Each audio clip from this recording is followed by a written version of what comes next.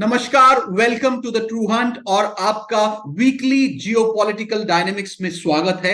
और आज हमारी चर्चा का विषय है हमास अटैक ऑन इजराइल। और ऐसे में अगर हमास की डेफिनेशन की बात की जाए तो जिसे कहा जाता है officially the Islamic resistance movement, which is a Sunni Islamist political and militant organization currently governing the Gaza strip of Palestinian territories, which has turned into a terrorist base camp. और इसके चलते हमारे साथ जुड़े हैं मेजर जनरल सीपी सिंह, जो कि चर्चा करेंगे इसके रीजंस पर, इंपैक्ट्स पर और क्या इसका कनेक्शन है ब्रिटिश कॉलोनियल रूल के समय से, कैसे पनपती हैं इसकी जड़ें वहां से और क्यों डिमांड तब से उठ रही थी एक सेपरेट जूइश स्टेट की। जैसा कि आप जानते हैं कि जेरूसलम में जो जीसस क्राइस्ट का बर्थ प्लेस माना जाता है। तो ऐसे में सर बहुत बहुत शुक्रिया हमारे साथ जुड़ने के लिए। और क्या कहना चाहेंगे इस हाल ही में हमस अटैक को लेकर, जो कि 9/11 और 26/11 की तुलना के मुकाबले काफी खौफनाक और दर्दनाक बताया जा रहा है। यदि सिंह शेर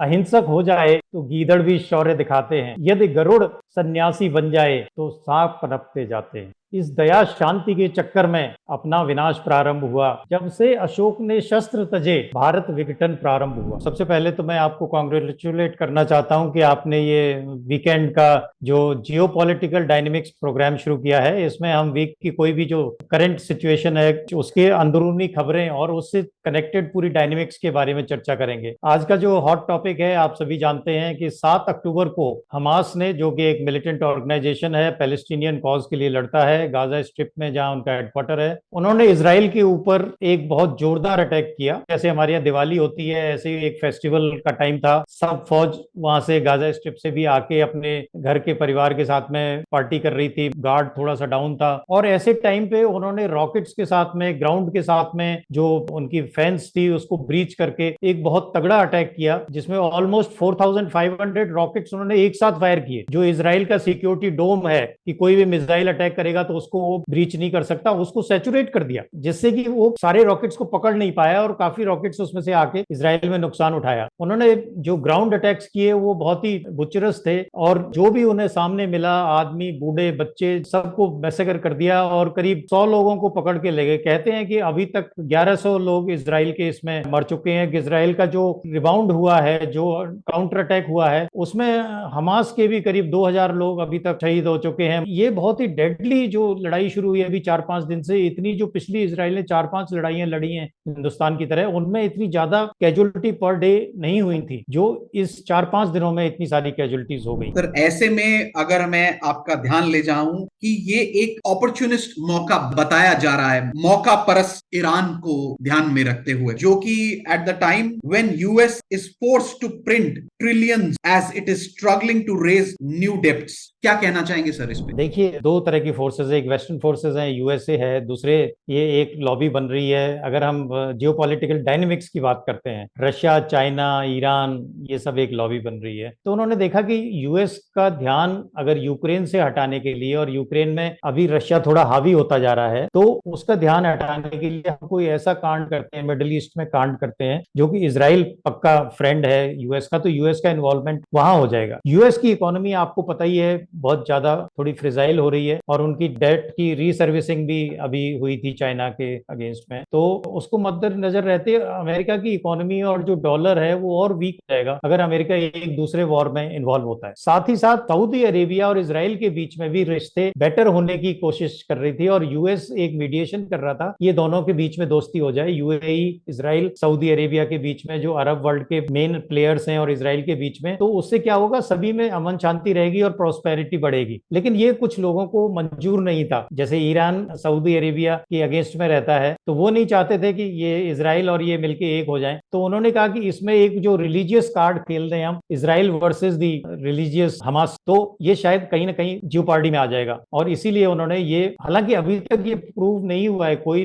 प्रूफ नहीं मिला है कि ईरान ने हमास को सपोर्ट किया है किसी भी तरह, ईरान ने करवाया है ये अटैक, लेकिन कहीं ना कहीं हमदर्दी जरूर है। ओपनली ईरान की हमदर्दी है, उधर काफी सेलिब्रेशन हुए। पाकिस्तान और टर्की ने भी अपनी हमदर्दी दिखाई है हमास के साथ में। हिजबुल्लाह जो लेबनान से ऑपरेट करता है, उन्होंने तो साफ कह दिया है कि आप हमारी चीजों का, हमारे देश का इस्तेमाल करिए। सर इसका और भी कोई रीजन है अगर देखा जाए, एनर्जी क्राइसिस को लेकर भी कुछ जुड़ा हुआ है इस रीजन से? देखिए, अगर इस लड़ाई से सबसे ज्यादा किसी को फायदा होता है तो रशिया और ईरान को सबसे ज्यादा फायदा है, क्योंकि एक तो जो यूक्रेन वार है उससे ध्यान हट जाएगा, यूएस की एड आनी जो यहाँ पे आ रही थी फोकस हटने के बाद में कम हो जाएगी, बढ़ जाएगी एटलीस्ट इसराइल की तरफ। जो ऑयल के प्राइसेस बढ़ जाएंगे, ऑयल के प्राइसेस बढ़ने से सबसे ज्यादा फायदा किसको होता है? अरब नेशंस को होता है, ईरान को होता है, रशिया को होता है। एक तरफ तो इकोनॉमी इंप्रूव होगी, दूसरी तरफ यूक्रेन को आने वाली नेटो की जो एड है वो कम हो जाएगी, तो रशिया का काम इजी हो जाएगा और वॉर में उनकी प्रोग्रेस बेटर होगी। तो सबसे ज्यादा ये फायदा इन देशों को। सर नेक्स्ट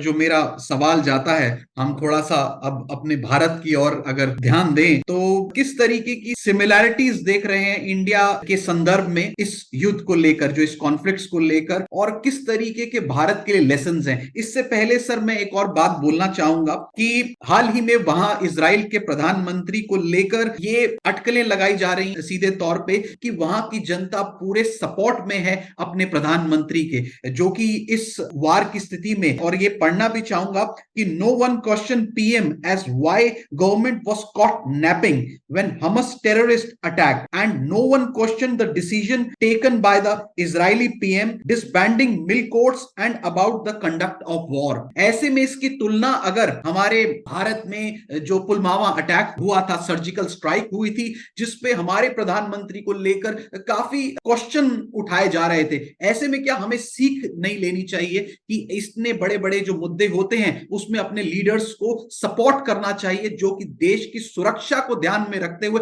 ऐसे जो है कड़े कदम उठा रहा है? क्या कहना चाहेंगे सर, एक आर्मी पर्सनल होने के तहत, एक एक्सपीरियंस पर्सन होने के तहत? इजराइल का कैरेक्टर जो है वो डिफरेंट है कंपेयर टू इंडिया। वहां के लोगों में नेशन फर्स्ट का बहुत ज्यादा नेशनलिस्ट फीलिंग है। सो जब देश के ऊपर कोई विपदा आती है तो चाहे ऑपोजिशन हो, चाहे कितने भी पॉलिटिकल डिफरेंसेस है, वो सब एक हो जाते हैं। अगर आपने वहां की खबरें पढ़ी होंगी तो मैं दो तीन खबरों की ओर आपका ध्यान दिलाना चाहता हूं। पूरे देश में किसी ने ये क्वेश्चन नहीं किया कि ये कैसे हो गया, ये इंटेलिजेंस फेलियर हो गया, किसी ने प्राइम मिनिस्टर की रेजिग्नेशन की बात नहीं करी, कोई धरना नहीं हुआ, कोई रोड शो नहीं हुए। वो सब आके अपने मिलिट्री ड्यूटीज में ज्वाइन किया और 48 आवर्स के अंदर 3 लाख की फौज इजराइल ने खड़ी कर ली लड़ने के लिए, क्योंकि लोग वॉलंटरीली आके खड़े हो गए अपनी ड्यूटी निभाने के लिए। उनके जो ऑपोजिशन के लीडर हैं मिस्टर बेनेट, जो पहले प्राइम मिनिस्टर भी रहे हैं, उन्होंने first day with in few hours जाके अपनी मिलिट्री ड्यूटी ज्वाइन करी। कितना बड़ा नेशनल कैरेक्टर है। एक और एग्जाम्पल वहां से निकल के आ रहा है, एक रिटायर्ड मेजर जनरल गैलोन करके है। जैसे ही उन्हें पता चला कि इस तरह का हमला हुआ है, उन्होंने अपनी यूनिफॉर्म पहनी, अपनी बंदूक उठाई और बैटलफील्ड में चले गए, और कितने ही इनोसेंट बच्चों को, लोगों को उन्होंने बचाया और उनके घर तक सुरक्षित पहुंचाया। जितने भी इजरायली टूरिस्ट जो इंडिया में फंसे हुए थे, they contacted their embassy and said we want to go and fight for the nation. दूसरे इंडिया ने और दूसरे कंट्रीज ने सपोर्ट देने की बात करी। इजराइल ने बोला थैंक यू वेरी मच कि आप हमें सपोर्ट कर रहे हैं, लेकिन will fight our own battle. ऐसा कहा जा सकता है कि this type of decisions taken by supremo of a country who is on the position of prime minister और a president should be supported by the citizens rather than creating a question mark on a prime minister in the decision taken in the interest of national security। बिल्कुल ठीक कह रहे गौरव आप। Country के foreign policy के मामले में और कंट्री के डिफेंस फोर्सेस के मामले में कोई पॉलिटिक्स नहीं होनी चाहिए। मेरी गुजारिश है अपने देशवासियों से, आप वैसे पॉलिटिक्स करिए, इलेक्शन में पॉलिटिक्स करिए, बाकी देश के डेवलपमेंट के पैटर्न में पॉलिटिक्स करिए, लेकिन फॉरेन पॉलिसी और जो फौज का जहां तक सवाल आता है, डिफेंस फोर्सेस की प्रिपेयर्डनेस का सवाल आता है, उनके एक्शन का सवाल आता है, we must support the government in power because they are in the best position to take a decision in the national interest, और पूरे देश को एक हो जाना चाहिए। राइट सर, खास करके जो मुद्दे हमारी नेशनल सिक्योरिटी के इंटरेस्ट में होते हैं उसमें स्टेट और सेंटर को एकजुट होकर के परिस्थितियों का सामना करना चाहिए और एक दूसरे के साथ खड़ा होना चाहिए। हमने यूएस की बात देखी और भी जो देशों की आप बात कर रहे थे, ऐसे में अगर पूरी एकजुटता, वर्ल्ड के रिएक्शन की बात की जाए इस इजराइल के इस सिचुएशन को हैंडल करने से लेकर और साथ ही हमास के ब्रूटल अटैक करने से लेकर, तो किस तरीके से वर्ल्ड इस सिचुएशन को देख रहा है? अगर हम देखें तो ये एक जैसे टेररिस्ट अटैक है, तो टेररिज्म के अगेंस्ट में तो पूरा वर्ल्ड ये कह रहा है कि नहीं भाई ये गलत किया हमास ने। टेररिज्म को कोई भी देश सपोर्ट नहीं करता है, और खासतौर से इंडिया जैसे देश जो इस टेररिज्म को झेल रहे हैं पिछले 75 साल से, वो तो पूरी तरह से इजराइल के साथ में है। लेकिन हाँ, कुछ देश हैं जो पैलेस्टीनियन कॉज को सपोर्ट कर रहे हैं, उसमें रशिया है, चाइना है, इराक है, टर्की है, ये सब लोग थोड़े थोड़े उसको सपोर्ट कर रहे हैं पैलेस्टीनियन को, लेकिन टेररिज्म को कोई भी कंट्री सपोर्ट नहीं कर। सर ऑफ कोर्स मैं एक सवाल पे आता हूँ जेरूसलम को लेकर और जूइश स्टेट की मांग को लेकर। जो हम जानते हैं, जैसे मैंने पहले भी बोला, जेरूसलम एक बर्थ प्लेस है जीसस क्राइस्ट का, जिन्हें क्रिश्चियंस जो है वो बहुत मानते हैं, भगवान के रूप में जो है देखा जाता है। क्या लगता है कि एक सेपरेट जूइश स्टेट मिल पाएगा? सेपरेट जूइश स्टेट तो ऑलरेडी है, Israel is in existence for 75 years. अभी आप यरूशलेम जो है वो होली प्लेस है for Muslims also, for Christians also. तो इसको मेरे ख्याल में एक जैसे सेंट्रली कंट्रोल्ड जोन जैसे रोम है, इस तरह से एक होली सिटी बना दिया जाए, जिसे सभी फेथ के लोग वहां पे जाके अपने अपने भगवान की जो प्रार्थना कर सकें, और उसको एक मेरे ख्याल में ऐसा एक जोन यरूशलेम को बनाया जा सकता है। सर मेरा जो एक आखिरी सवाल है, जैसा कि कहा जाता है destroy terror by using force, and apart from that कई देशों की नो फर्स्ट अटैक की पॉलिसी होती है, जैसे कि भारत। तो ऐसे में जब इन टेररिस्ट अटैक्स की सिचुएशन देखी जाती है किसी भी देश पर, तो क्या first destroy terror by using force, apart from that no first terror attack, इस नाम को